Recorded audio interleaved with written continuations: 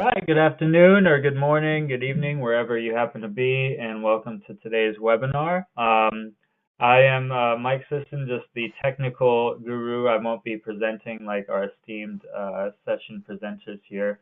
I wanted to just let you know how to sort of navigate and interact. Right now, you should just see the slide deck in front of you, and you should hear everything as long as you join the computer audio, although you are muted automatically.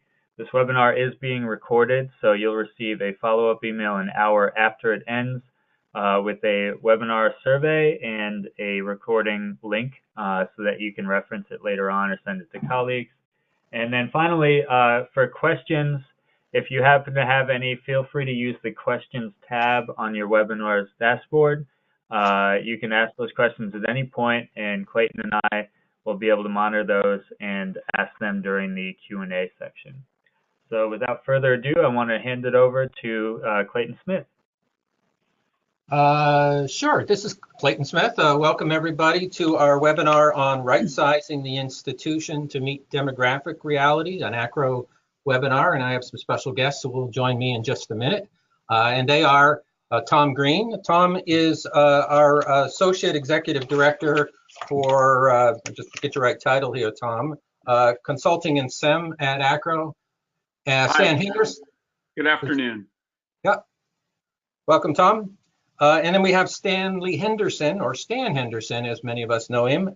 He's a retired Vice Chancellor for Enrollment and Student Life, and also a Senior Consultant with ACRO Consulting. Welcome, Stan. Thanks, Clayton. Hello, everybody. And then there's me. I'm going to be your facilitator today, and I'm an Associate Professor at the University of Windsor, and I also serve as Director of the ACRO SEM Conference. I'd like to next turn it over to Stan, who will provide to us an overview of today's discussion. Stan? Thanks, Clayton. We're going to spend some time at the beginning of the webinar, folks, framing the environment by looking at data. We're strategic enrollment management, so there has to be a foundation of data. And we want to give that as a way of putting a lens on right sizing of institutions and lead us into sort of the meat of the webinar, which will be a series of discussion questions that you see on the screen in front of you here. We want to take those shifts in demographics that Tom's going to talk about and examine what some of the likely outcomes of that might be. We want to ask a question about whether we're being strategic in our thinking and leadership, whether these data that we're looking at this afternoon are going to provide institutions with an opportunity to reset their size and their focus.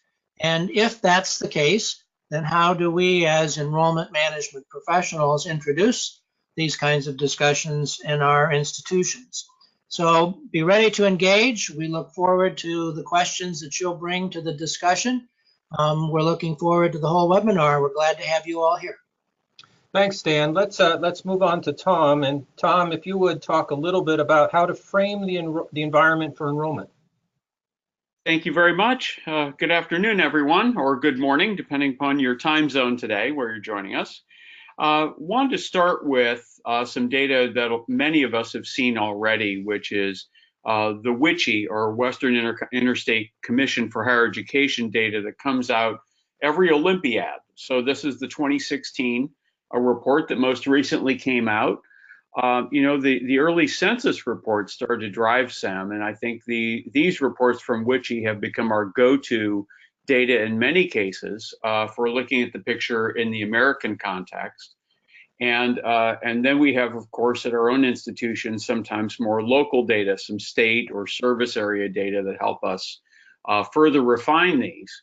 But what we can see here in these national data, as we look at high school graduates, which are still a major feeder of our enrollments for many years to come, are that we're seeing some shifts here. And the shifts, of course, are in the ethnicity of our college-going populations. And so as we see these high school graduates, those who may come to us as college students, we see the first thing to note is this large blue section of the screen, which represents the white or Caucasian population, which has largely been the majority of students for many, many decades in higher ed. And as we look forward, as we look towards the right side of this chart, towards 2031, 32, we'll notice that they represent a much smaller proportion of this high school graduating population, which should, of course, alert us to the fact that we have to be ready for and welcoming to a much more diverse set of people coming to the college and university as we move ahead. I now want to shift and look more generally at the US population, the projections for that. And these go all the way through 2060, thanks to the US Census Bureau. And one of the things you'll notice there are that there are these very large increases in all groups but one. And that is the non-Hispanic white population, which is estimated to shrink by nearly 10% over this time. And you'll see this growth of other populations that are emerging in the United States over this time. And so as that shift takes place, this helps us think about not just the traditional students, and which represent a smaller and smaller part of our enrollment anyway, but our non-traditional students, the population we serve, those adult learners, returning to school, graduate students, et cetera. And we see similar shifts going on here. So what we're seeing early on in the high school graduates becomes quite reinforced across the entire American population over the next several decades. Going to take us back to looking at that WICHE report, and this is the national map, because we know the variation in change is not across the country going to happen evenly. And in fact, when we look at these states that are colored in the blue shades, those are the states that will have the largest percentage decreases in their high school graduating populations. The entire nation is destined to shrink about 4%, according to WICHE. And we see that the majority of that shrinkage is going to happen along the West Coast and along the areas of what I call almost east of the Rockies, if you will, or that line from Minnesota down to Louisiana and all the way east. Every state in that area is likely to experience some shrinkage in its high school graduating populations, but most notably those that are in the darker colors. And you'll see some of our largest states for college enrollment are represented there. And these, by the way, go all the way to extremes in Michigan and Maine, which are nearly 25% decreases in the number of high school graduates. Again, many of us have seen these data, so just a reminder, if nothing else, to those of you who have already seen them.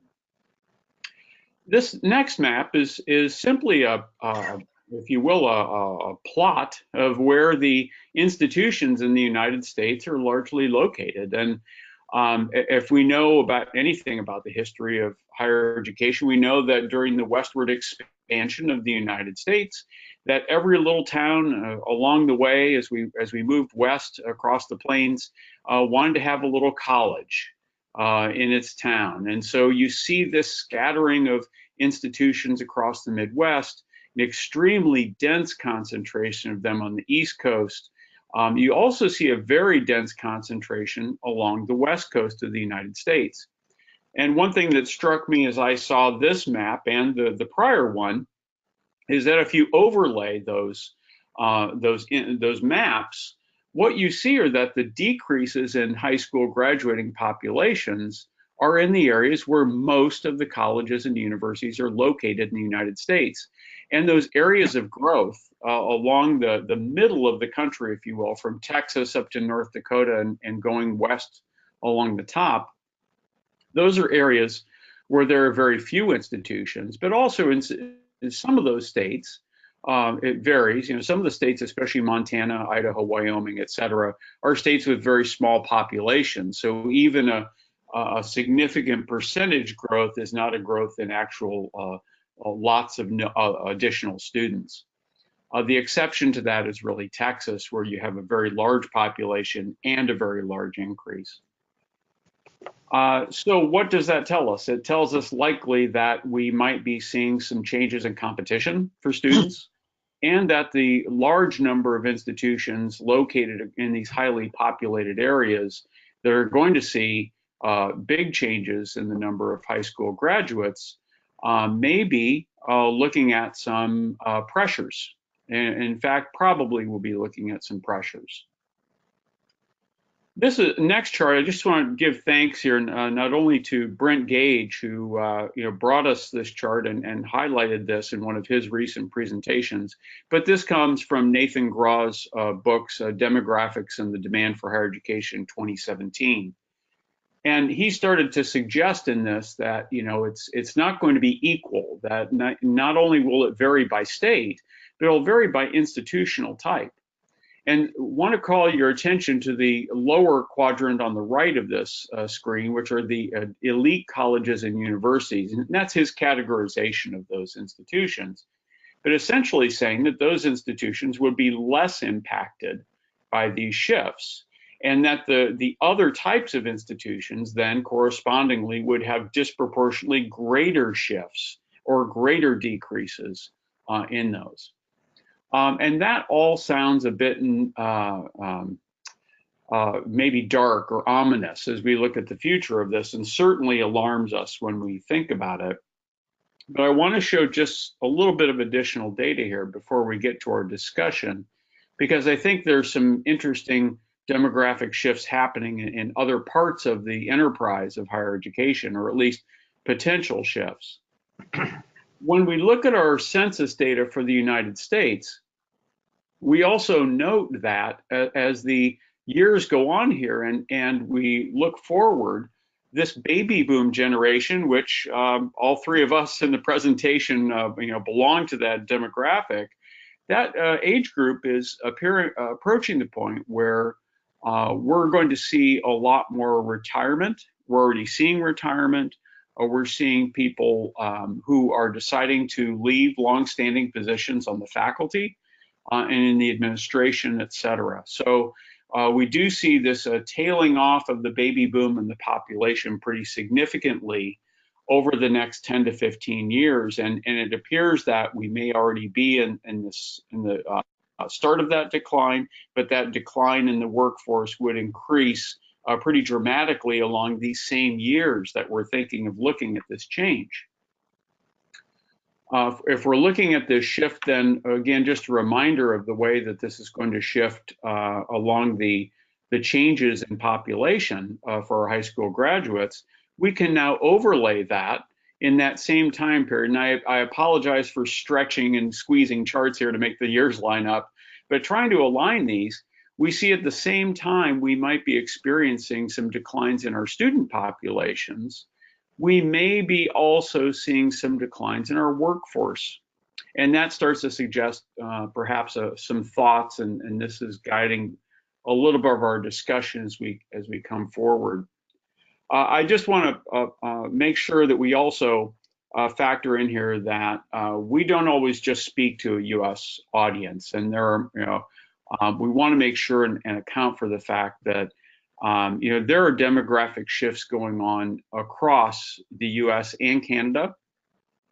And in Canada, the scenario is one that's a little different.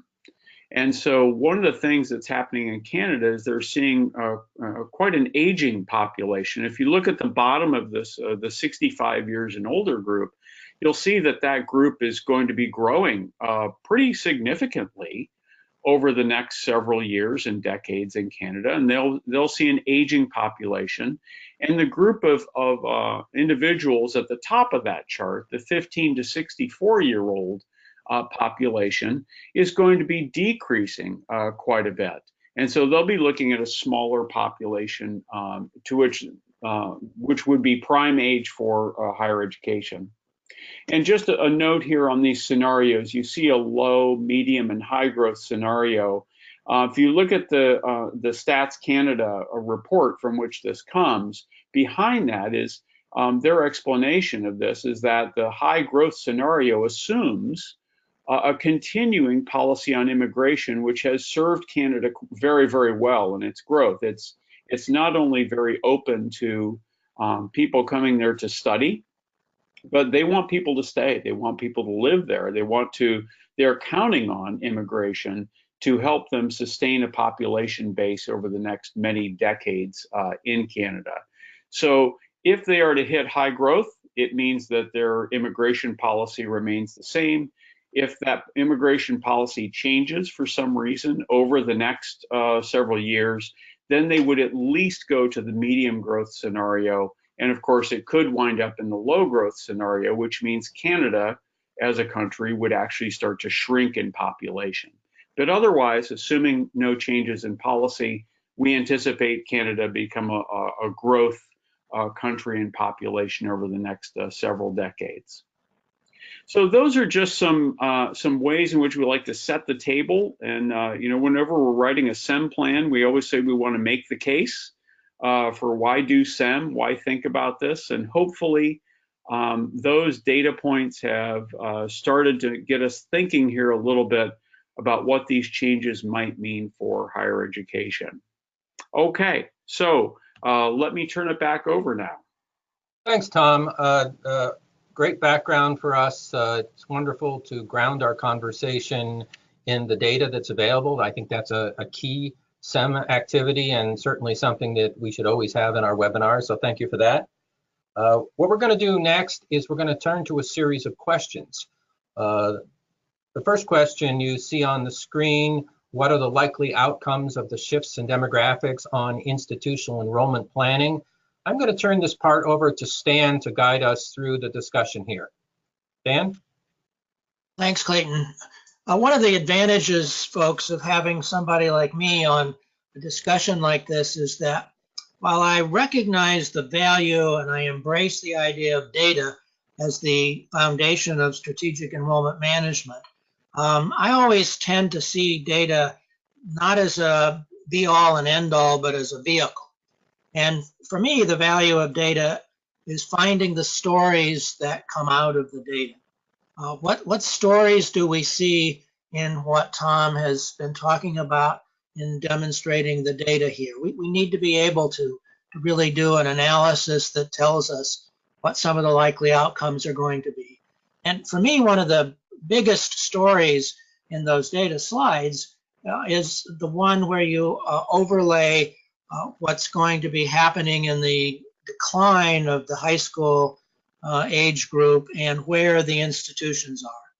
And it is obvious when you look at that slide that in the Midwest, where I am, and in the Northeast, there's such a surplus of institutions, and this is where we're really going to be looking at some of the major deficits in that traditional high school senior population that has fed our colleges and universities for so long. So when we look at what's going to be coming down the pike in terms of lots of institutions in various parts of the country and very, very many fewer students, 20 to 25% fewer in my home state of Michigan, for example.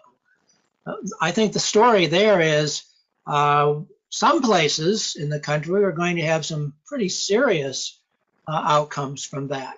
And what does that put upon those of us who are in the enrollment management field? It seems that one instance is that, as I like to say, the only difference between an enrollment manager and a football coach is that the football coach usually has a golden parachute clause in the contract. And I don't know many chief enrollment officers that have one of those. But that's a traditional and a typical kind of outcome on an institutional enrollment manager when you're looking at the kinds of data, the kinds of deficits in students that we're seeing when we look at this. And are we really, in a position to have the sharp focus that we need?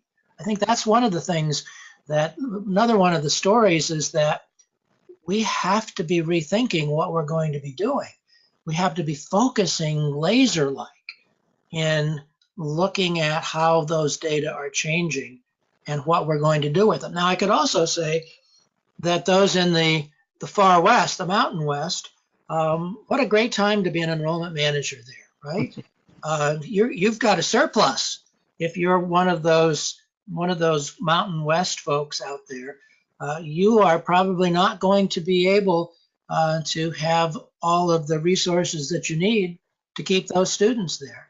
But I think that's another issue, another problem that needs focus, that we need to be sharp about. So for me, what all this means is that it depends, first of all, on where you are. But what it also means is that we're going to have to be concentrating on focus and concentrating on definition of what we're looking at. Tom, how do you look at the stories that your data are presenting to us? Well, thanks, Dan. I go back to that slide that Nathan Graw put together on the differential impacts on institutions. And when I'm talking with institutions out there right now about the forecast and what they should be thinking about, one of the things I like to illustrate for them is that there's probably at least one institution in the state where they reside, or could be the province where they reside, that is likely to be less impacted by any of these shifts. And I pick on the state of Michigan only because it's an easy one for people to understand in the way that some of its universities are structured there.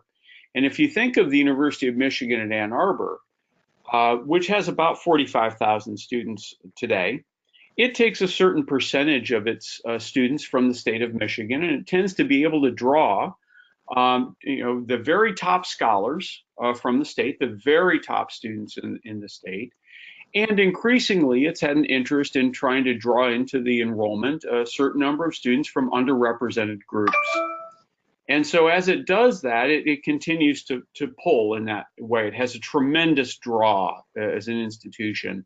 It can draw from other states. It can draw from other countries. When our immigration policy shifted in 2016, Michigan was largely unaffected by that.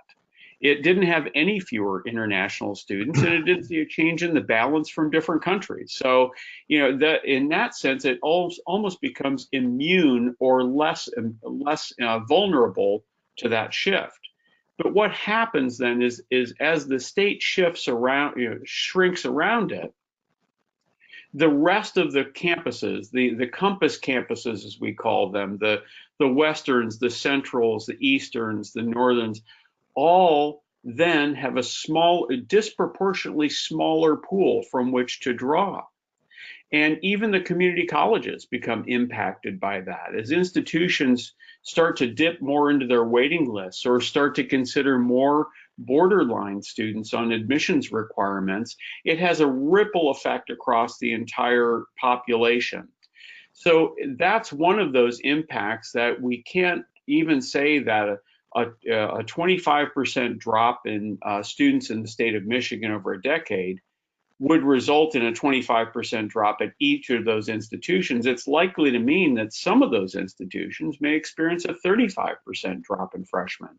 And that is just a daunting shift to be thinking about in enrollment planning. That's the first thing I think of in these shifts.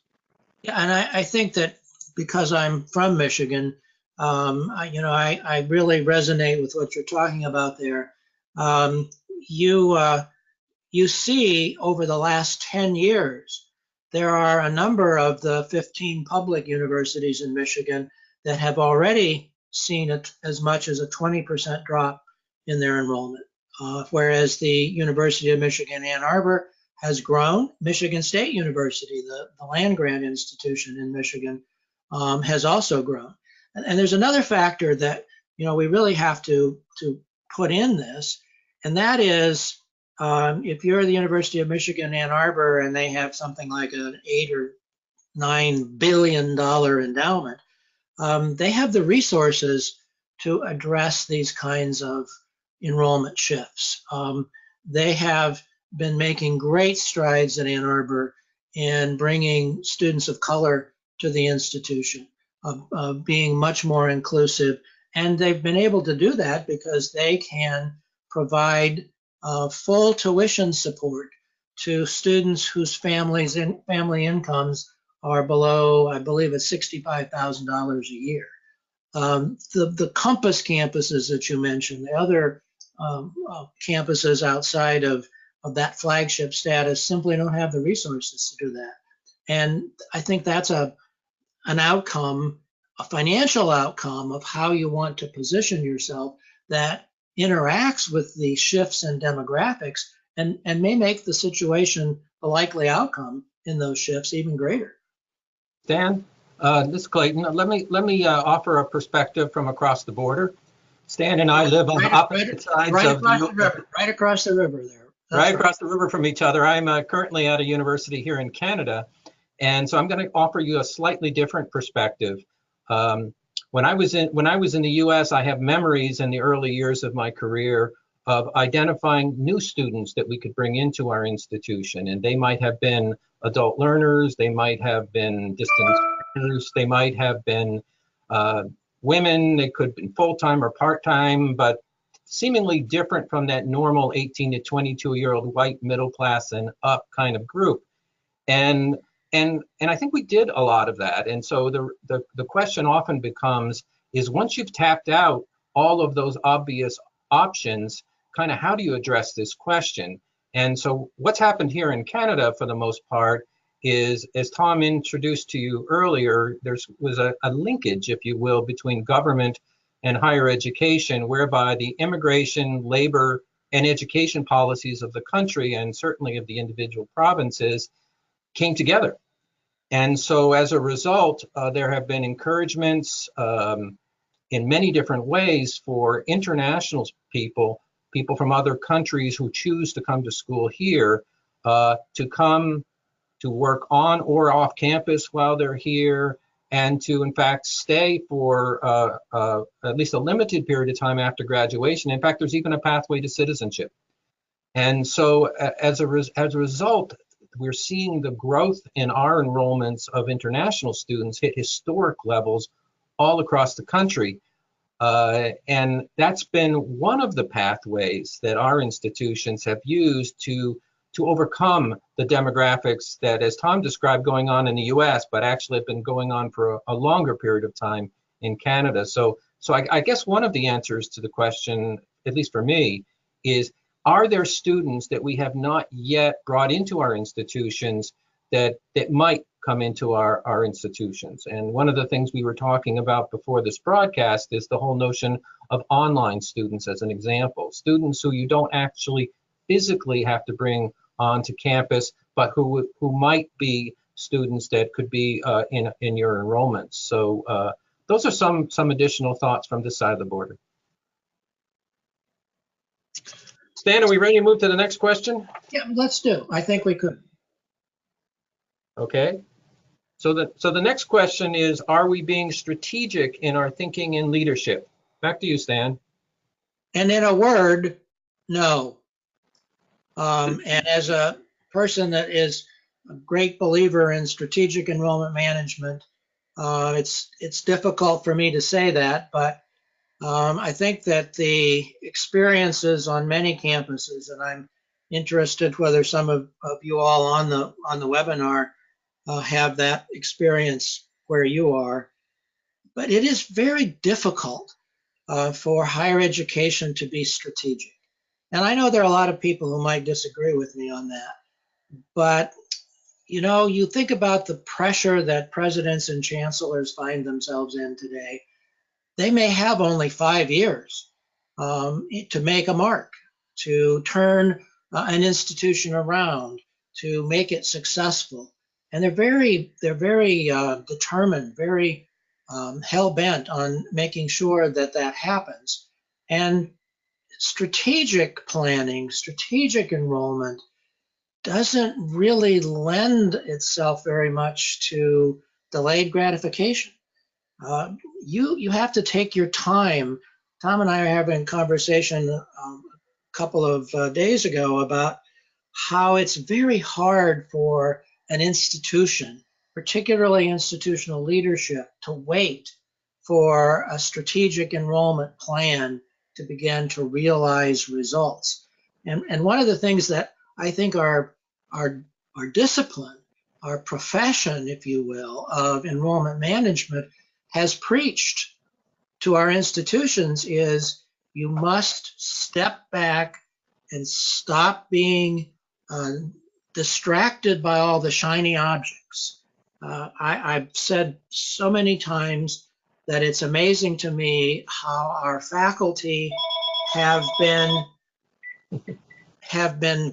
trained to be involved in research, to solve problems, to do it with the scientific method. And yet, when an issue around student retention or even recruitment comes up, what happens on our campuses quite often? The faculty go, oh, well, you know what we could do? And you know, Stan, in the admissions office, have you ever thought about actually going to high schools, visiting high schools? Wouldn't that be a great idea that we could do that? Let's put a faculty committee together and see if we can't develop a program to go out to our high schools. It is that kind of approach or non-approach to strategic planning that I think gets in the way of our being able to do that focusing that we were talking about before. Tom, am I being crazy here, or is this something that you? No, this is Stan, and thank you for introducing the faculty aspect of this. I've recently been on 2 or 3 campuses, and where this was a topic of discussion. So essentially what happened was the enrollment went down, and the academic affairs division, put out the call. The provost or senior academic officer said, faculty, you've got to get engaged with recruitment, so do something.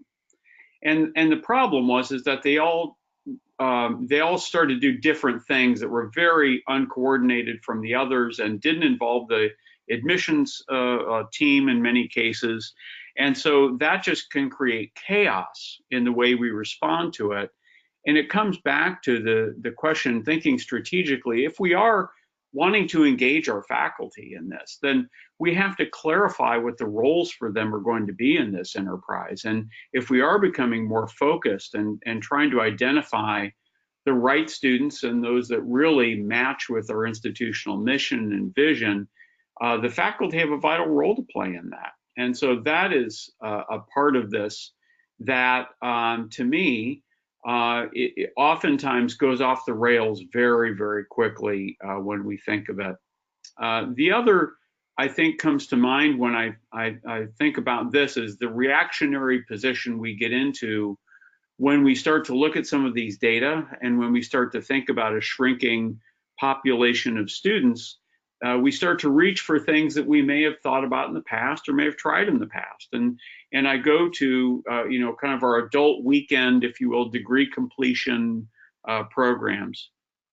And Stan, I'm going to paraphrase something you said, a while ago, but not that long ago. And you said, the first time this happened and the freshman numbers dropped, we turned to adult education and we almost got good at it.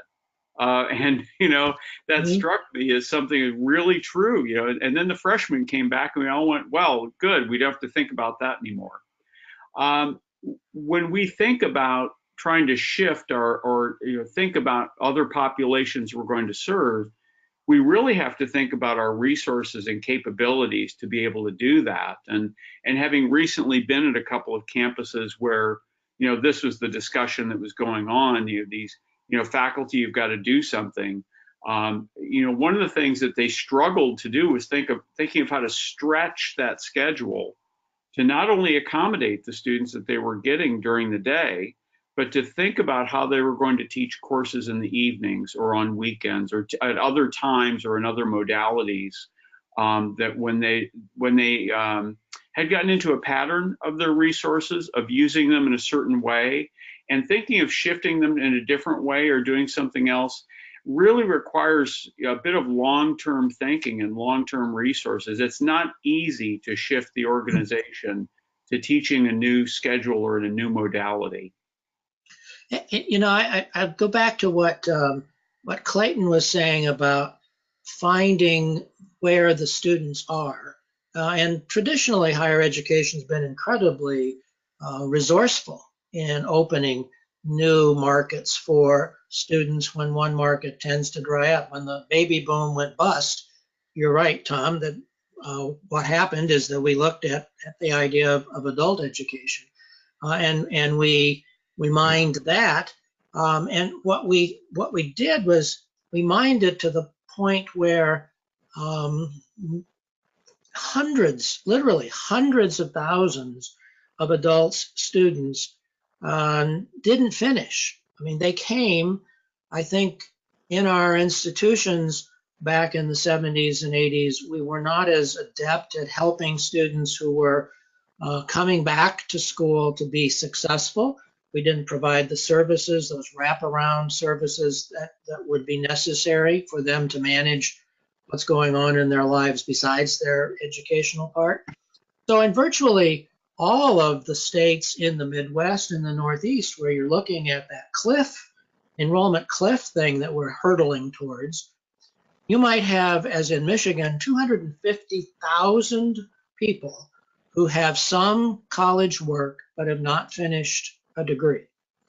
And a strategic approach, if we were to use strategic thinking in leadership, would try to address what it would take to bring those 250,000 people in Michigan back into higher education to finish their degrees. It is often the delivery mode, as you were just talking about, that keeps them away, because the adult student has a job, has a family, has life, and you have to be able to demonstrate value in what we're offering as higher education for people like that to actually come back. Our own youngest son finished an associate's degree, but then did not go on to finish his bachelor's degree. And as he moves up and becomes a father for the first time in 2 weeks, he's recognizing that baccalaureate degree is going to be a kind of union card to advance the way he wants to advance. And he's now back in school because a particular institution has provided that flexibility of online education and offering courses for 4 weeks instead of 13 weeks so that he can finish his degree. And I look at that as part of the strategic thinking and leadership that we need to have, not just our enrollment management staff and leadership think about and plan for, but we really need somehow to make faculty, the academic side of the house, because strategic enrollment management is only successful if it's done in the academic context of the institution, as our late colleague Mike Nolens used to say. And we need the faculty somehow to become the allies in a strategic partnership that doesn't just throw spaghetti against the wall, but looks at data about workforce needs, about where the prospective adult students are, looks at data that suggests what kinds of programming and what kinds of delivery modes we should be providing those students who are out there in the workforce and need to finish their union cards. Dan, let me provide a faculty perspective. Oh, I forgot there was a faculty member here. Thank you. Always have to be a little careful, but so mine, of course, is a career that's transcended both enrollment management and student affairs, and now teaching. And so we're actually in the process of taking a look at what is the faculty role in SEM, and trying to figure out how best to present that. And some of that we'll be presenting at the upcoming SEM conference. But the point I guess I'd like to just lay out there, or just a thought to lay out there before we move on to the next slide, is this notion that what I was shared with some years ago when I was working in the State University of New York system, which is an area that also experienced some of these challenges. And the comment went something like this: if you take care of the students you have, you get the students that you want. And what I think that colleague was sharing with me is that it's important as a strategic perspective to focus on the students inside your institution, not just the students who are not yet inside the institution. And faculty have a huge role in that area.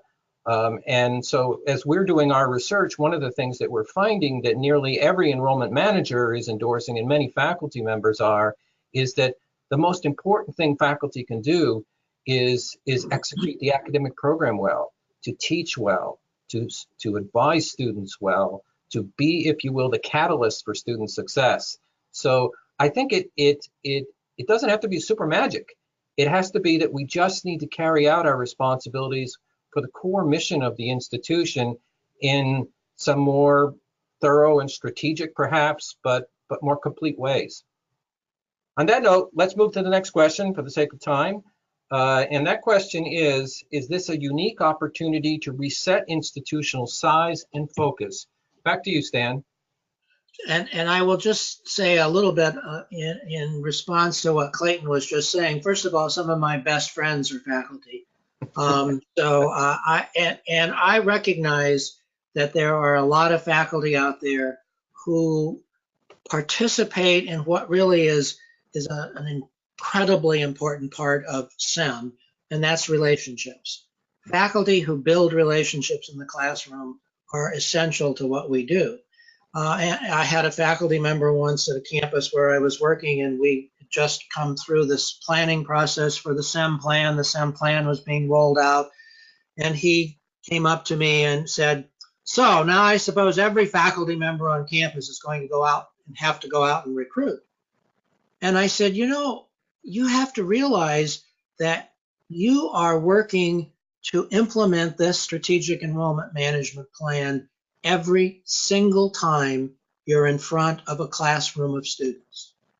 That's really the faculty role in the implementation of the strategic enrollment management plan, is doing what you do. You don't necessarily have to take on more things. As Clayton said, you have to take care of those that are here, so more will actually come as a result. I would also say, however, that faculty who are in an urban institution, as another campus where I have worked before, they're in an urban institution. They are attracting students who are finishing community college associate degrees, and they offer no evening or weekend classes. This is not a faculty that is particularly interested in presenting themselves as a campus that really wants the students that are right there on their doorstep, waiting for the programs that they could offer to them. But is this a unique opportunity? The incoming enrollment cliff that we're hurtling towards, these kinds of things, the data that Tom presented are showing us. I think that this is a watershed moment, a watershed opportunity for higher education. And what I really am coming to see, and have been working with some campuses on this, is the concept of defining your value proposition. I don't think we do that well in higher education. We have a tendency, if we are at a regional campus, as I was at the University of Michigan's Dearborn campus, or one of those campus campuses that Tom was talking about, there is sort of an unspoken sometimes really a lot more right out there kind of understanding of trying to mimic the flagship, trying to do what the flagship said. At Dearborn, when I was there as vice chancellor, every time something would come up, someone would say, "Well, what do you think Ann Arbor would do in this instance?" And my response was always, "Who cares? Because we're not Ann Arbor. We're a part of the University of Michigan, but we're not Ann Arbor." And we don't do enough of that. So value proposition, what do I mean by value proposition? It's the differentiation that we like to talk about, that we do in higher education. And we like to think that we do differentiate. And we can talk about how we have 95% placement rate for our graduates. We like to talk about how our retention rates are this and our retention rates are that, and how we're really putting programs out there for first generation students and Pell eligible students. And then when you move down the street or across the state and you talk to another campus, what are they doing? Well, they have a 95% placement rate for their students, and they have this great work they're doing with Pell Eligible and students of color. When we think we're differentiating, I don't really think we're doing a very good job of differentiating and to all purposes.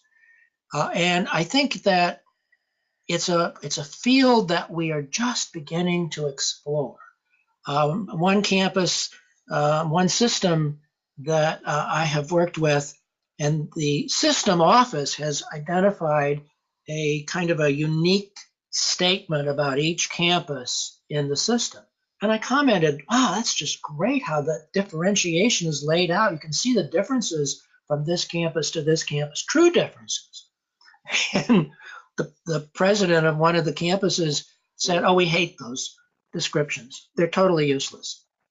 Well, and I think what we have to do is to use that concept, that value proposition concept, as a way of allowing us to identify our campuses, our institutions, as something that allows for that targeted recruitment of a prime population of students that would be best served in this particular kind of place.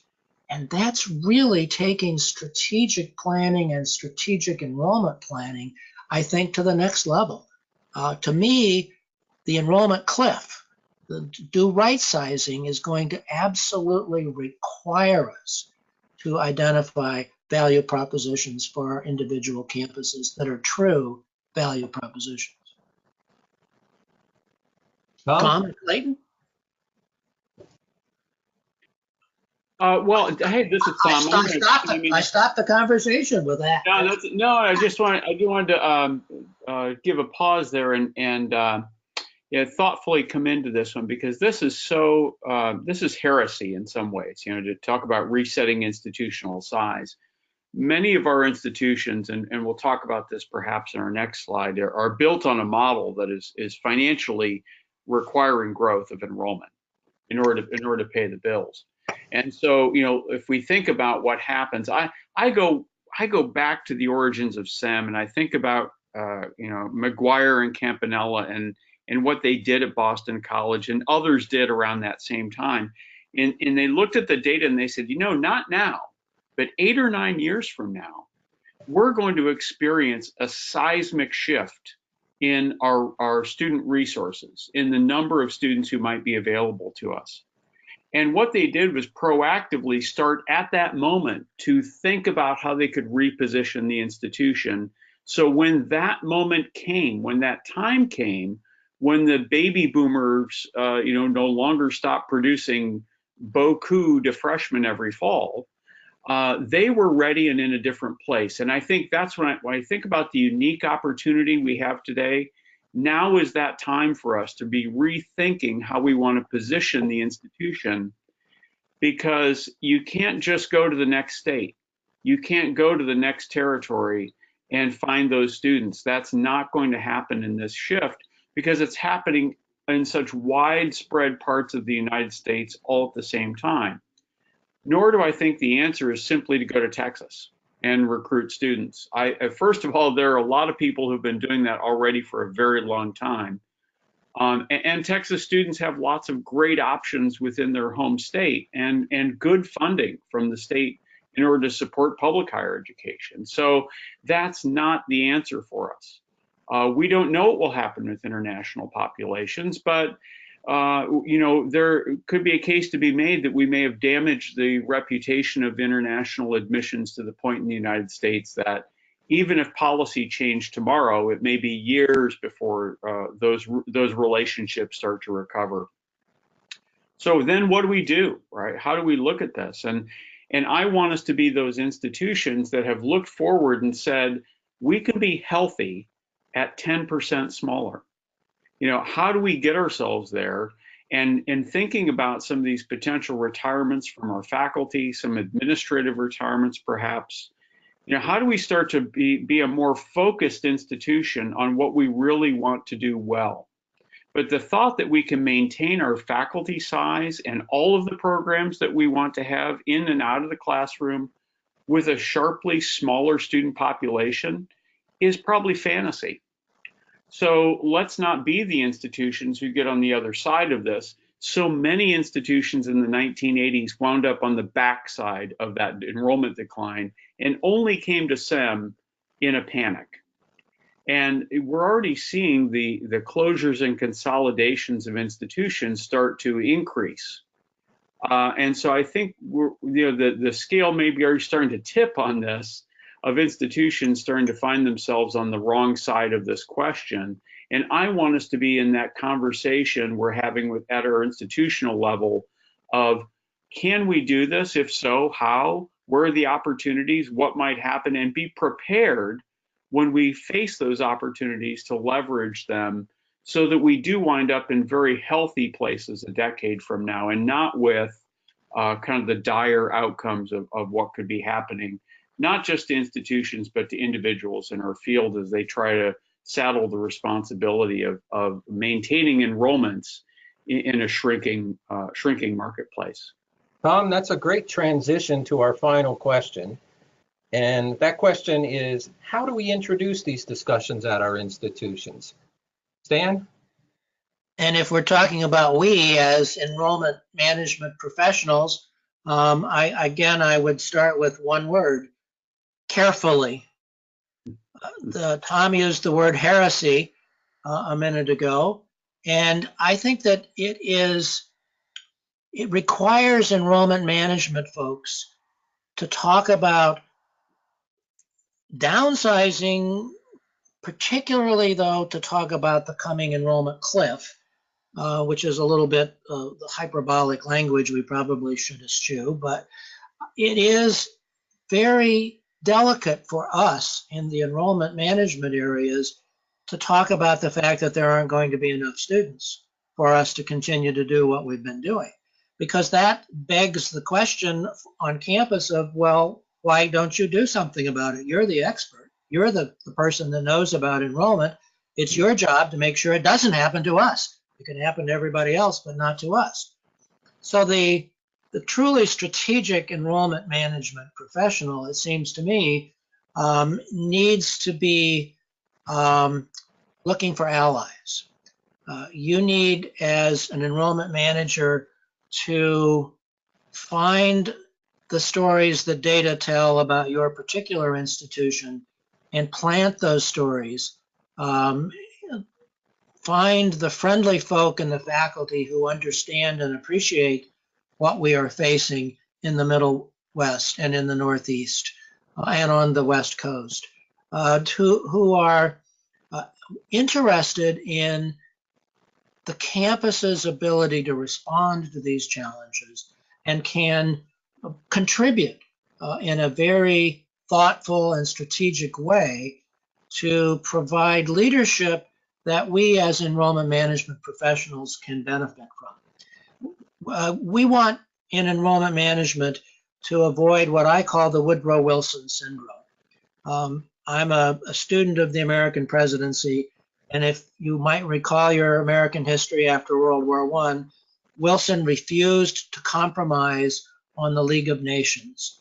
And so the Senate turned down the Treaty of Versailles. The United States was never a part of the League of Nations. And within 20 years, to the day, as a matter of fact, after the Senate turned down the Treaty of Versailles and the League of Nations, war started again in Poland when Hitler invaded Poland in 1939. That's a cautionary tale there. We have a tendency to think as an enrollment management, and I guess I'm talking about myself, well, I know what we need to do. Here's my vision, and I need you to put this vision in place. No, to be a really successful enrollment manager, I need to be a coach. I need to take the talent that is there in the faculty and among colleagues and senior leadership and be the coach to move them to move the institution forward. Because enrollment management doesn't happen. It's not a personality-driven kind of field. It is a partnership, a collaboration. It is something that thrives on buy-in. It will shrink if the buy-in and the common set of understandings does not exist on our campuses. To me, what we do is incremental. It's in the academic context. It is through partnerships and collaborations. It is through convincing rather than necessarily inspiring. Convincing can be inspiring, but we need to plant seeds more than we need to be eloquent. The eloquence comes in how we introduce the themes that our campuses need to explore and to focus on. Stan, let's let Tom get in here. We're getting close to our magic time. So, but over to you, Tom, for your comments. Yeah, just briefly, thank you, Clayton, and thank you, Stan. Stan, you always offer very wise counsel in these things, and I was listening as much as thinking about what I was going to say here. But in thinking about this, a couple things come to mind. One is, I think we need to be the facilitator, and I think what we can bring to the table is the data and the research. And I hope that these slides, maybe even as a resource for this webinar, can be a resource for institutions to start that conversation about the possible options that they have, and understanding the roles of different people as they come to the table. Finance is going to be very concerned about any future that doesn't involve enrollment growth, simply because there's so little margin in institutional budget that is not consumed by people or facilities or insurance or technology, all of which are rising costs. And so, how do you pay for those? So I think we have to be respectful and mindful of the different lenses through which people will approach this, and the real concern that people will have. And so I think a steady hand on the till is required as you navigate these conversations. But Stan, you gave great advice, and I echo that advice, that you can't appear to be the solution provider. I think you can be the facilitator of the discussion, and we have to let people work through these issues and possible solutions themselves, and give them just a little bit of breathing room to absorb this type of impacting information, and not expect that they're going to come up with solutions immediately upon hearing the data. Tom, let me add to that. Each of us in our own ways has been working with institutions through our work with ACRO, and many times what we often hear is that the best way forward is to bring the SEM framework to our campus and let it play out, and let the relationships develop, and let the decisions be made, and that we as enrollment managers become the facilitators for horizontal and vertical integration of the institution. I think that's a key piece. And so with that as backdrop, what I'd like to do is just offer a few upcoming related events that touch on that, and that may help those that may be listening today. The first is we have a SEM conference. That's the 2019 SEM conference this year is in Dallas, Texas, and the Monday plenary is being delivered by Dr. Mark McCoy. He's the president of DePaul University, Indiana National Liberal Arts University, and he's going to speak about the strategic decisions to become a smaller, high-quality institution in 10 years. That should be an interesting conversation. The next thing is also at the SEM conference, we're going to have the team experience. That's where if you have 4 or more members attending the conference, we'll assign to you a coach. And that coach will be with your team throughout the time at the SEM conference, with the idea that you'll take specific, tangible tools in your toolbox, if you will, back to campus and jumpstart SEM, or enhance it, or keep it moving. And then the last thing on here are some specific sessions that we're offering, and there's just 2 on this list, but I could have listed many others. One says From Zero to Dashboard Hero, Turn Enrollment Data into Actionable Marketing Insight. The notion that it's not good enough just to present the data, but we have to convert it into strategies and tactics to guide our institution. And the second one, Leading Through Transition, Positioning SEM as an Agent for Change. And this speaks to what we were just talking about, and that is that the enrollment manager can be a change agent. can be the person who facilitates, but probably doesn't control what goes on as it relates to these kinds of discussions, but is the coach, essentially, inside the institution on how to address some of these really important topics. We didn't get any questions today, but that's okay. We have our contact information in front of you. Tom Green, as you can see, Associate Executive Director, Consulting and SEM, and his email is there. And Stan Henderson, a former Vice Chancellor for Enrollment Management and Student Life, and his email is there. Both are ACRO emails. I'd like to thank Stan and Tom for joining us today. I'd like to thank all of the people who listened in, and any of you who are going to receive this recording. Feel free to engage with any of us and join us at the SEM conference in Dallas. Thank you and have a great afternoon. Thanks, everybody. Thank you. Thank you.